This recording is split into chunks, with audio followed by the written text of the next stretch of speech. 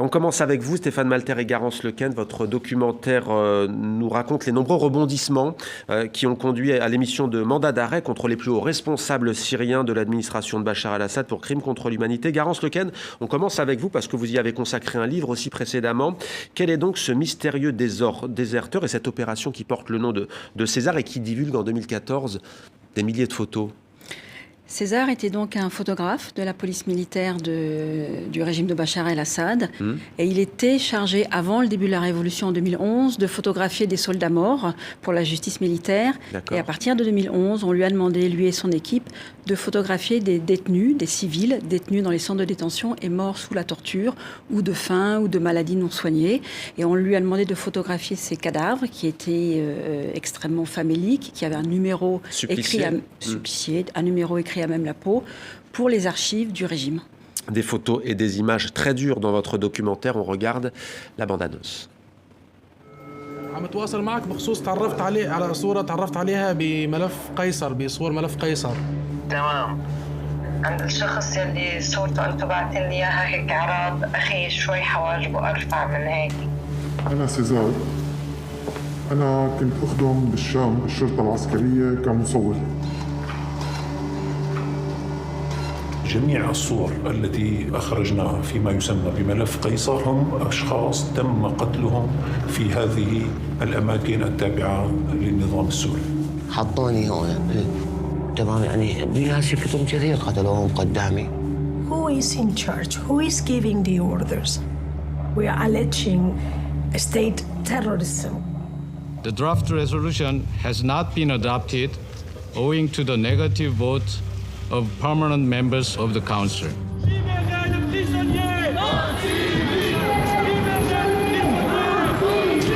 Où est-ce qu'ils sont? Ils ont disparu, soit ils sont morts sur la torture, on veut le savoir, on veut savoir s'ils sont en vie. C'est quand même mon frère. Demain, par représailles, s'ils ont été exécutés, je me sentirai responsable. Hay muchísima presión por parte de los sirios porque quieren el caso ya. The evidence in this case is frankly even stronger than that we had against the Nazis at Nuremberg. Und deswegen sind diese Caesar-Dateien für uns so wichtig, weil wir sie eben zur Grundlage von Verfahren gegen einzelne Personen machen können. هي الأدلة ملك للشعب السوري وإنما هي ملك لكل شخص يسعى إلى تحقيق العدالة في العالم. Have you seen the photos? It's just propaganda, it's just fake news. They want to demonize the Syrian government. Stéphane Malter, comment réalise-t-on un tel documentaire ? L'idée, au départ, quand on a commencé à réfléchir sur ce film avec Garance, c'était de trouver un moyen cinématographique de ressusciter un dossier qui avait été oublié. Le dossier César avait été révélé en 2014, les photos avaient fait grand bruit, mais elles avaient sombré dans l'oubli dans la mesure où les Nations Unies n'avaient pas saisi la Cour pénale internationale qui aurait permis de lancer des enquêtes et des procédures pour savoir qui étaient les victimes, qui étaient ces suppliciés et qui étaient les responsables de leur mort. Donc, comment faire un film sur ces images alors qu'il n'y a pas d'enquête, alors que les crimes se poursuivent en Syrie où nous ne pouvons pas aller ? Et donc, pour trouver un moyen dynamique et qui soit dans le réel, parce que c'est ça dans un film, ce qui est important, c'est de saisir le réel alors qu'on ne peut pas aller sur les lieux du crime, c'était de trouver des histoires qui nous permettraient, en les suivant au fil du temps, de ressusciter ce dossier à travers le regard de personnages que nous allions suivre. Et finalement, le film a été possible à partir du moment où nous avons découvert qu'un franco-syrien préparait une plainte contre le régime et qu'une femme, en Espagne, préparait également une plainte contre le régime puisqu'elle avait reconnu son frère dans les photos de César. Et à partir du moment où ces deux histoires se sont présentées à nous, j'ai eu le sentiment qu'on aurait la possibilité, si on les suivait au fil du temps, au fil des années, au fil des mois, qu'on pourrait comprendre à travers leur regard, et le spectateur pourrait comprendre à travers leur regard, ce qui était arrivé. Alors ça se passe bien entendu en Syrie à travers l'opération César. L'Allemagne, l'Espagne, le Royaume-Uni, la France, on va parler de Mazen et de son fils Patrick. On en a parlé aussi dans les journaux de TV5 Monde. Garance Lequen, ces suppliciés, ils sont dans l'oubli. Il y a des milliers de civils qui disparaissent. Leurs familles, des avocats et un petit groupe d'activistes que vous allez suivre tentent de déposer donc des plaintes devant des tribunaux européens. Première difficulté pour ces familles, c'est de reconnaître un proche sur les photos. C'est effectivement ce qui est, le dossier César. Ce sont des morts, ce sont des cadavres, mais ce sont aussi des disparus, puisqu'en fait, En Syrie, quand vous êtes arrêté, vous disparaissez totalement de la surface de la Terre. Vos familles n'ont plus du tout de nouvelles de vous. Et quand ce dossier sort, c'était aussi la volonté de César et Samy de montrer ces photos pour que les familles puissent reconnaître leurs proches.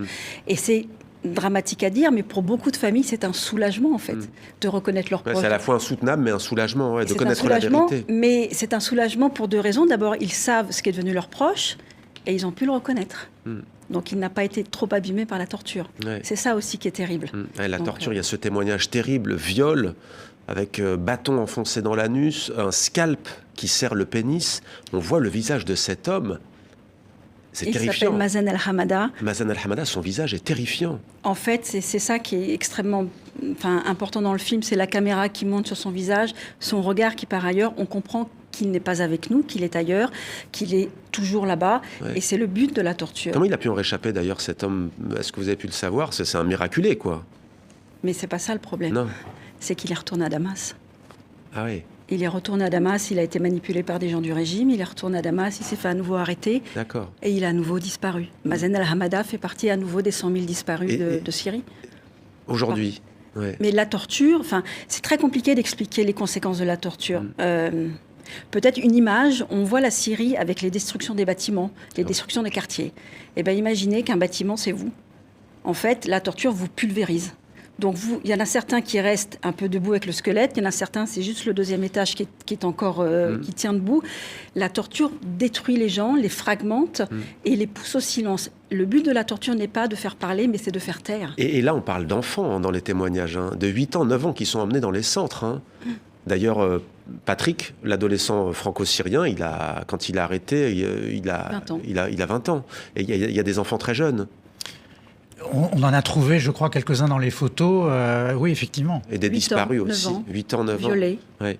Est-ce que les justices européennes sollicitées sont compétentes? La réponse est oui, puisque il n'y a pas si longtemps, pour l'affaire justement de Mazen qui enseignait, c'est bien cela, au lycée français de Damas, il y a eu donc des poursuites, on a appris, il y aura un procès contre 3 hauts dignitaires syriens.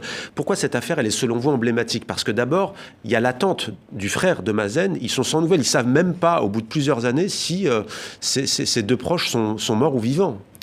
Alors cette affaire, elle est emblématique à différents niveaux. D'abord parce qu'on voit le courage d'Obeida, parce que c'est ce qu'on a voulu montrer dans le film, puisqu'on sait que la torture et les disparitions forcées induit un silence. Obeida veut briser ce silence.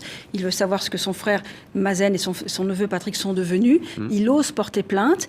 Il n'est absolument pas soutenu par les autorités politiques françaises. En revanche, la justice, la juge d'instruction dans le dossier, le soutient et renvoie les principaux responsables de la disparition et de la mort de Patrick et Mazen devant une cour d'assises. Et il y aura un procès l'année prochaine ou dans 2 ans, ce qui est une décision absolument historique. Ouais, et c'est une victoire parce que, par exemple, en Espagne, à un moment donné, ça échoue. Oui, en Espagne, dans l'affaire qu'on suit en Espagne, où Amal, une coiffeuse madrilène, a reconnu son frère dans les photos de César, elle va lancer des poursuites soutenues par l'avocate Almudena Bernabeu, et ces poursuites vont échouer parce que le parquet espagnol va refuser de valider les poursuites ou l'ouverture d'une enquête, ce qui est un drame, parce que ça veut dire que l'espoir qu'avait fait naître cette plainte pour cette femme, pour avoir des réponses et pour avoir justice, pour savoir qui étaient ceux qui avaient tué son frère, vont rester dans le silence et sans suite. Donc c'est aussi une deuxième blessure pour ces personnes-là qui espèrent justice, puisqu'il s'agit de la mémoire de leurs proches, mais il s'agit aussi d'autre chose. Dans toutes ces poursuites, il s'agit aussi d'un combat politique. Il faut comprendre qu'aujourd'hui, on parle de la normalisation de Bachar el-Assad, et il faut comprendre que nous, quand on a commencé à travailler, la plainte espagnole et la plainte française, elles étaient les 2 premières plaintes lancées contre le régime, puisqu'il y a cette peur qui fait que les gens n'osent pas y aller. Mais aujourd'hui, on a à peu près 20 ou 25 procédures qui sont en cours et qui mettent en cause des membres ou des anciens membres du régime. Et c'est un combat politique qui, évidemment, est là pour rappeler à ceux qui voudraient normaliser les relations avec Bachar el-Assad que c'est un criminel de guerre. Oui, parce que vous dites normalisation. Alors, c'est encore loin d'être le cas avec tous les pays du globe, mais c'est vrai qu'il s'est rendu aux Émirats Arabes Unis. La Tunisie va ouvrir une ambassade alors qu'elle avait rompu ses relations diplomatiques avec la Syrie. Comment vous en parlez, ça, avec les victimes, les avocats, comment ils voient ce retour, peut-être pas dans le concert des nations, mais en tous les cas, on en aurait presque oublié les victimes, quoi. Oui, c'est absolument terrible. Il y a une date là qui approche, c'est le 19 mai, c'est le sommet de la Ligue arabe à Riyad. On va voir si effectivement la Syrie est acceptée à nouveau, puisqu'elle avait été éjectée de la Ligue arabe en 2011 à cause de la répression. C'est extrêmement violent pour les victimes. C'est pour ça qu'il y a ce débat, il y a ce combat pour la mémoire, pour la justice, parce que on a l'impression que la guerre est finie en Syrie. Elle n'est pas finie. Il y a cette guerre des récits, la guerre la guerre pour la vérité, et se battre aussi pour essayer que ces disparus réapparaissent, qu'on retrouve les gens qui ont disparu, parce qu'encore une fois, ces disparitions forcées, ces tortures, il y a des conséquences à long terme qui sont transmises de génération en génération. Omar Belkacemi, vous écoutez attentivement Garance Lequen et Stéphane Malter. Une réaction peut-être, vous avez bien entendu, comme tout un chacun sans doute, ce conflit en Syrie depuis longtemps. La force du cinéma, c'est peut-être aussi ça, c'est peut-être de redonner un visage, de redonner une histoire à celles et ceux qui ont disparu, qui ont été tués sous la torture. C'est l'une des forces du cinéma, même si Garance est journaliste également. Oui, de l'art en général. Donc, il y a cette possibilité de ressusciter ces victimes, mais aussi d'aller loin de rendre visible ce malheur, de rendre visible. Le cinéma a ce pouvoir de le faire. Il est disparu chez nous aussi. Il y a cette question qui se pose encore. Et les familles de victimes... En Algérie. Les familles des victimes attendent encore des réponses. Oui, je pense au pouvoir du cinéma, je pense au pouvoir de l'art en général.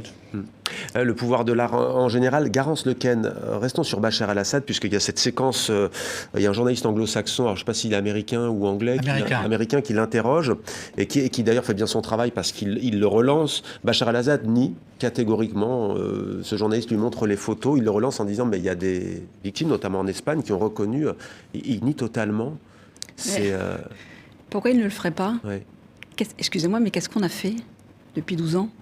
On a laissé faire. Enfin, il nie. Enfin, il a un tel sentiment d'impunité. Ouais, il y a quelque chose quand même qu'il n'ose pas dire Bachar el-Assad, c'est de dire mais comment expliquez-vous que quelqu'un de mon administration prenne ces photos ? Or vous posez la question dans le film, et en fait on a la réponse de pourquoi des officiers ou pourquoi des tortionnaires prennent des photos des crimes qu'ils commettent. C'est parce qu'en fait, ils doivent rendre des comptes à leur hiérarchie et aux autorités. C'est-à-dire qu'ils doivent montrer le corps et dire que l'homme, la femme est bien morte et bien...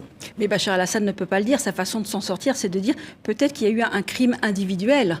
Mais sinon, s'il dit que ça vient de son administration, on est sur le crime contre l'humanité, puisque ces photos montrent le caractère systémique de la torture au sein de ce régime. Donc il est obligé de nier. Mais encore une fois, on s'étonne.